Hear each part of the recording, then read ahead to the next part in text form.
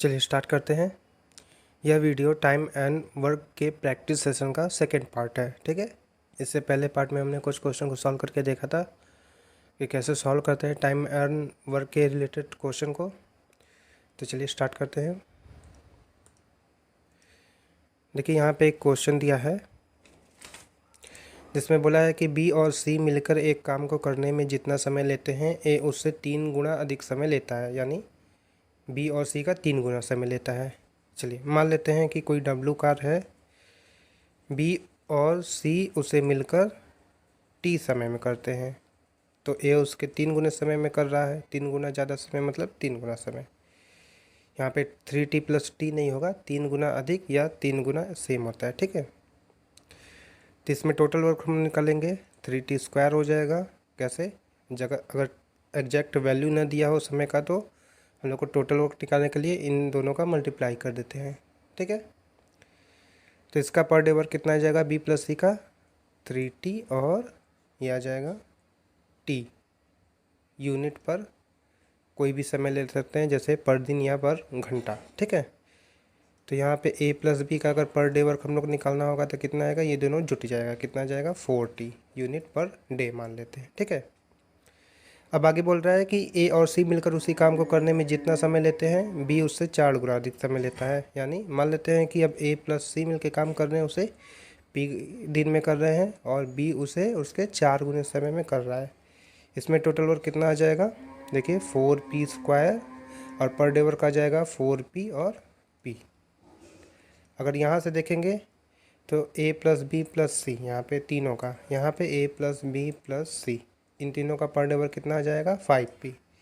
अगर इन दोनों के लिए अलग अलग हम समय की मांग देखें कि तीनों मिलकर, जब b प्लस सी और a तीनों जोड़ दिए, तीनों मिलकर इस कार्य को कितने समय में पूरा करेंगे, इनका पर डे वर्क हम लोग को पता है, निकालते हैं पहले इक्वेशन के लिए। तो उसमें टोटल टाइम कितना आ जाएगा, कुल कार्य 3t स्क्वायर अपॉन 4t। ठीक है, यानी 3t/4। इतने समय में तीनों मिलकर काम को पूरा कर लेंगे। और अगर इस इक्वेशन में देखेंगे तो अगर इन दोनों ने मिलकर काम पूरा किया तीनों ने, तो कितना आ जाएगा 4p स्क्वायर टोटल कार्य अपॉन तीनों का पर डे कार्य 5p, यानी 4p/5। मतलब तीनों को मिलकर काम करने में दोनों दिए गए इक्वेशन से अलग अलग इतना आ रहा है। ठीक है ना। अब क्या बोल रहा है, यदि तीनों मिलकर उस काम को 24 दिन में पूरा कर सकते हैं, यानी दोनों कंडीशन में आपका 24 दिन का मान दिया है, यानी तीनों के मिलकर द्वारा किए गए काम को बताया है। तो यहाँ पे तीनों द्वारा मिलकर किए गए कार्य में लगा समय 3t/4 है, जो कि बराबर हो जाएगा 24 के। यहाँ से t का मान कितना आ जाएगा, 8×3 = 24, 8×4 = 32। ठीक है, 32 डे या 32 आवर, जितना भी समय लगेगा। ठीक है ना, ये टी का मान आ रहा है। अब टी का मान यहाँ पे हम लोग क्या माने हैं, बी प्लस सी का पूछ रहा है, ए के अकेले उस काम को पूरा करने में कितना समय लगेगा। तो देखिए ए अकेले उस काम को 3t समय में पूरा कर रहा है, तो इस 32 का 3 गुना करेंगे कितना आ जाएगा 96। तो ये हम लोग का आंसर हो जाएगा ऑप्शन नंबर 2। ठीक है, अब इसमें एक बात आती है कि ये ऑप्शन क्यों दिया है, तो ये ऑप्शन देखिए दिया है, तो इससे अगर हम लोग सॉल्व करेंगे तो इससे क्या निकलता है 4p/5। इसको भी इक्वल कर देंगे क्योंकि ये तीनों द्वारा मिलकर किए गए कार्य में लगा समय है, जो कि 24 के इक्वल है, दिया है यहाँ पे। p का मान कितना आ जाएगा 30। ठीक है, अब p का मान आ रहा है तो इससे निकल क्या आ रहा है, देखिए p का मान आ रहा है तो इससे निकल रहा है 4p, यानी 120। b उसे अकेले 120 दिन में पूरा करेगा, जबकि a प्लस सी में आपको ये नहीं पता कि सी अकेले कितना कार्य कर रहा है कि पी का मान हम लोग रख के निकाल सकते हैं। ठीक है, तो इस इक्वेशन से बी का मान निकल रहा है। इसमें अगर पूछ लेता कि बी अकेले कितने दिनों में कार्य कर रहा है, तो वो हम लोग इससे निकालते हैं 120 दिन। ठीक है, तो इक्वेशन देने का अर्थ यहाँ पे है कि क्वेश्चन या सॉल्यूशन को थोड़ा सा लंबा करना। ठीक है, तो दोनों इक्वेशन हम लोग लिख लिए हैं, उससे हम लोग को जो रिक्वायरमेंट आंसर आया ए का मान वो हम लोग का आ गया 96। अगर बी पूछता तो 120 उसका आंसर आता है। देखते हैं अगला क्वेश्चन।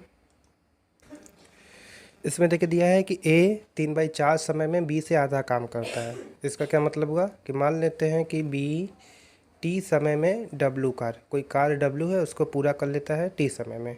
तो बोल रहा है ए बी द्वारा लिए गए समय का 3/4 समय लेता है और उसमें आधा काम करता है।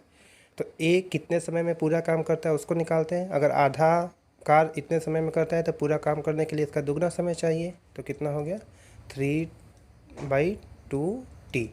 इसमें डब्लू वर्क कार्य कर लेता है, ठीक है। नीचे 4 है। आ गया 3t/2, यानी ए द्वारा 3t/2 समय लगा कुल कार्य को करने में। तो हम लोग फिर लिखते हैं ए किसी काम को 3t/2 समय में पूरा कर लेता है, बी उसे t समय में पूरा कर लेता है। इन दोनों का एलसीएम हम लोग निकालेंगे तो कैसे निकालेंगे, टी को 1 से भागा कर देते हैं। ये क्या हो गया, भिन्नों का एलसीएम निकालने के लिए, ठीक है। उसमें क्या करते हैं, अगर भिन्न का एलसीएम निकालना होगा तो अंश का एलसीएम जिसमें 3t और t है, तो इसका एलसीएम 3t² हो जाएगा। और हर में क्या है 1 और 2, 1 और 2 का एचसीएफ कितना आ जाएगा 1, यानी ये भिन्न का एलसीएम हो गया। और ये हो गया हम लोग का टोटल कार्य। अगर इसको हम लोग इससे भागा देंगे तो कितना आ जाएगा 3t²/3t/2, यानी 2t। तो ए का पर डे का काम हो गया 2t, और बी कितना दिन में करेगा, अगर इससे भागा देंगे तो 3t। ए और बी का पर डे का काम निकल गया। अब ए प्लस बी का पर डे का काम निकालते हैं, तो इसको जोड़ देते हैं, कितना आ गया 5t, ठीक है। अब दिया है कि वे दोनों मिलकर उस काम को 18 दिन में पूरा करते हैं। अगर इस फॉर्मूले से जो हम लोग माने हैं उससे निकाले तो दोनों मिलकर कितने दिन में कार्य करेंगे, तो total time equal to total कार्य 3t², और पर डे वर्क कितना है ए प्लस बी का 5t। ये इक्वल कितने आ गया 18 के, क्योंकि ये भी फॉर्मूला हम लोग का कितने समय कार्य कर रहे हैं उसका वैल्यू दिखा रहा है, और यहाँ पे प्रश्न में दिया है कि दोनों मिलकर उस कार्य को 18 दिन में पूरा कर लेते हैं। तो यहाँ से टी का मान कितना आ जाएगा, देखिए टी से टी कट गया, 6 × 5 30 आ गया, टी का मान 30 आ गया, ठीक है। तो यहाँ पे टी किसका वैल्यू है बी, यानी बी अकेले उस काम को 30 दिन में पूरा कर ले रहा है, ठीक है।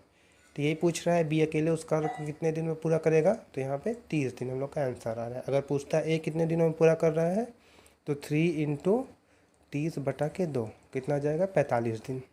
तो ऐसे हम लोग मान निकालेंगे। इसमें सबसे इम्पोर्टेंट यही है पर डे वर्क कितना है वो निकाल लें, और उसके पहले अगर समय एग्जैक्ट नहीं दिया है तो एक टोटल कार्य के रिस्पेक्ट में कितना समय लग रहा है उसको निकाल लेते हैं। देखते हैं अगला क्वेश्चन। ये भी देखिए पिछले तरह का ही क्वेश्चन है। इसमें दिया है कि x 1/4 काम 6 दिन में पूरा करता है, यानी मान लेते हैं टोटल कार्य w है, तो w का 1/4 6 दिन में a करता है। तो टोटल काम करने के लिए इसको 4 × 6 24 दिन समय लगेगा, यानी a उस कार्य को 24 दिन में पूरा कर ले रहा है। अब बोल रहा है आगे x y शेष काम को। अब देखिए w/4 काम कर रहा है, तो शेष काम कितना हो जाएगा, w में से w/4, यानी 3w/4 काम को y कितने समय में पूरा कर रहा है 12 दिन में।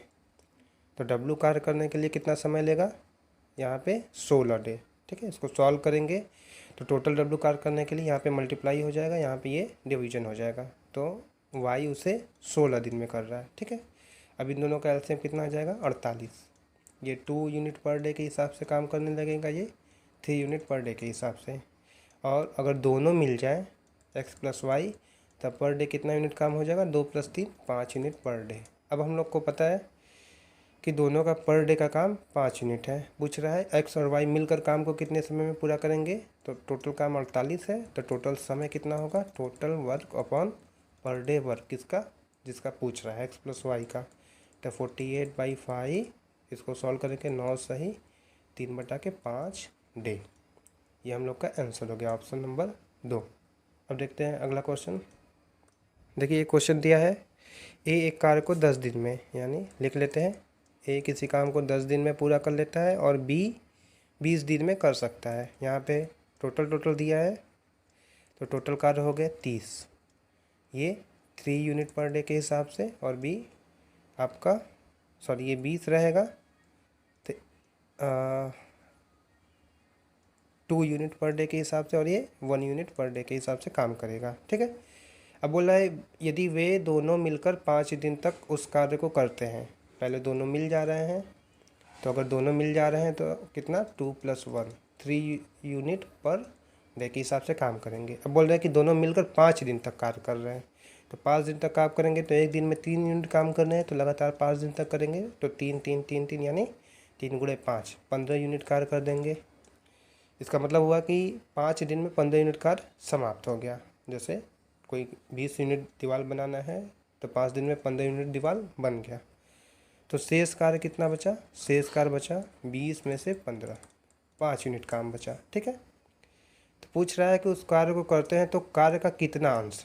देखिए इतना 5 यूनिट बचा है, ठीक है ना, लेकिन अंश में ऑप्शन में दिया है आपका फ्रैक्शन में, यानी उसको पूछ रहा है कितना भाग बचा। तो कितना भाग बचाने के लिए जो भाग बचा है उसको कुल में से डिवीजन दे देंगे, तो कितना आ जाएगा 1/4 भाग बचा है। ठीक है, ये हम लोग का आंसर हो जाएगा ऑप्शन नंबर 4। पूछता है कितना अंश हो गया है, तो देखिए 15 अंश हो गया है। ठीक है ना, तो 15/20 3/4 हम लोग का काम हो गया है, तो हम लोग का आंसर होगा ऑप्शन नंबर 4। देखते हैं अगला क्वेश्चन। देखिए थोड़ा सा अलग तरह का क्वेश्चन है। इसमें दिया है ए और बी मिलकर एक काम को 30 दिन में पूरा कर सकते हैं। उन्होंने 20 दिन कार्य किया, अरे अभी याद आ, उन्होंने 20 दिन कार्य किया और तब बी ने कार्य करना छोड़ दिया। ठीक है, शेष कार्य ए ने अकेले 20 दिनों में पूरा कर लिया। ए अकेले उस काम को कितने दिनों में पूरा कर सकता है? चलिए देखते हैं प्रश्न में दिया क्या है। बोला है कि ए प्लस बी किसी काम डब्लू को 30 दिन में पूरा कर सकते हैं। ठीक है ना, अब इसे डब्लू कार्य मान के भी कर सकते हैं, जिसमें हम लोग को डब्लू का मान निकालना होगा। उसके बाद क्वेश्चन थोड़ा सा सॉल्यूशन लेंथी हो जाएगा। तो सबसे पहले टोटल कार्य को मान लेते हैं ईजिली। तो उसमें हम लोग क्या करते हैं ऐसे प्रश्न में जिसमें इस तरह से दिया हो कि दोनों मिलकर कार्य कर रहे हो किसी समय को, उसके बाद छोड़ दे रहे हैं या फिर ऐड हो जा रहे हैं। तो उसमें जितने दिन में काम कर रहे हैं, जैसे यहाँ पे 30 दिन में काम कर रहे हैं, मान लेते हैं टोटल काम 30 यूनिट था। ठीक है, ये माना। तो ए प्लस बी 30 यूनिट काम 30 दिन में कर रहे हैं, यानी ए प्लस बी का पर डे वर्क कितना हो गया? 1 यूनिट पर डे के हिसाब से काम कर रहे हैं, तभी 30 दिन में 30 यूनिट होंगे। अब बोल रहा है उन्होंने 20 दिन कार्य किया, तो 20 दिन में 20 गुणे 1 20 यूनिट काम समाप्त हो जाएगा। तो 20 दिन बाद कितना काम बचेगा? 30 माइनस 20 यानी 10 यूनिट काम।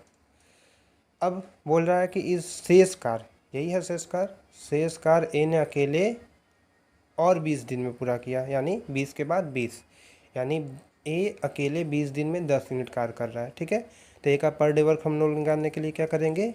ए द्वारा किया गया कार्य, कुल कार्य जो कि शेष कार्य है 10 यूनिट, और ए द्वारा लिया गया समय, यानी 1/2 यूनिट पर डे के हिसाब से काम कर रहा है। अब हम लोग आते हैं यहाँ पे ए प्लस बी का पर डे का काम। ठीक है ना, उसमें क्या है? ए का पर डे का काम 1 यूनिट पर डे है, बी का हम लोग का नहीं पता था, और ये किसके बराबर है? 1 के। तो यहाँ से बी का मान कितना आ जाएगा? 1/2 यूनिट पर डे। अभी हम लोग को पता नहीं था, तो इस था कि इसमें किसका कितना है। ठीक है, हो सकता था पहले 1/3 और 2/3 ऐसे हो। ठीक है ना, लेकिन एग्जैक्ट पता नहीं था, जो हम लोग बाद में यहाँ पे निकालें, तो बाद में निकालने पे आधा आधा आ रहा है। अब बोल रहा है ए अकेले उस कार्य को कितने दिन में पूरा करेगा, यानी जो पहले कार्य था टोटल कार्य उसे। तो उसके लिए भी हम लोग देखेंगे टोटल समय लगता है, तो कितना होता है? टोटल वर्क कितना है और पर डे वर्क।